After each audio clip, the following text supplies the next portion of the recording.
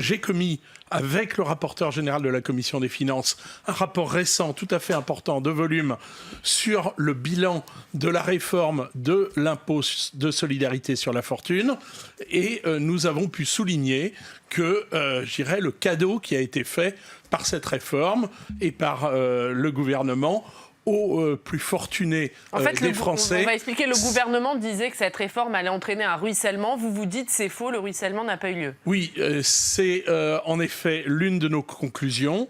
Je dirais il n'y a pas de ruissellement, mais il y a un cadeau considérable fait aux plus riches, puisque rien que sur la réforme de l'impôt de solidarité sur la fortune, pour les 100 patrimoines français les plus élevés, c'est 1,2 million d'euros par an et par contribuable d'économiser pour ces très grandes fortunes. Et donc, nous considérons que la question de la fiscalité, je dirais, du patrimoine est posée, et elle est posée aussi, bien entendu, au moment des successions. C'est ce que nous avez fait, c'est ce que nous avons fait avec cette position-là. Vous dites clairement, cette réforme de l'ISF, c'est un cadeau fait aux plus riches par le gouvernement. Ah oui, c'est clair, oui.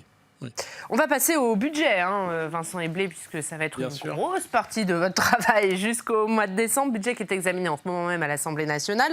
Il arrivera au Sénat en séance dans la 3e semaine de novembre. Le gouvernement dit que c'est un budget inédit de baisse d'impôts sous la 5e République. Baisse d'impôts sur le revenu, notamment en direction des classes moyennes. Est-ce que vous dites que c'est un bon budget ?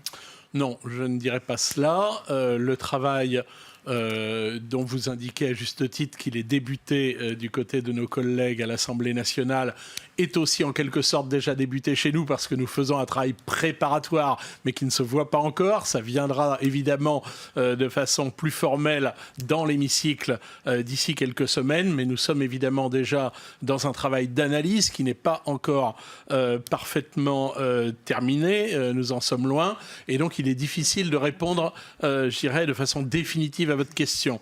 Mais nous avons des préoccupations et en particulier des préoccupations générales d'équilibre de nos finances publiques. Ce n'est pas nouveau, mais cela s'accrédite de façon extrêmement vive. On a d'ailleurs de façon extrêmement récente une inquiétude qui s'est exprimée au niveau européen, au niveau de la Commission européenne, sur le fait qu'il n'y a pas d'effort structurel, je dirais, du point de vue de la France. La Commission européenne qui pour le moment met un carton jaune. Oui, absolument, en indiquant 0,0% d'efforts structurels. Donc c'est très bien de tenter de réduire la fiscalité, mais la fiscalité, c'est aussi des recettes pour les services publics, pour les politiques publiques, et toutes ne sont pas inutiles, si je puis m'exprimer par un euphémisme. Donc la véritable question, c'est celle de l'équilibre de nos comptes et de savoir, en effet, est-ce que l'action publique est financée ou est-ce qu'elle ne l'est pas. Donc on peut faire des réductions d'impôts, mais alors il faut faire des efforts d'économie en parallèle. Aujourd'hui, c'est plus compliqué.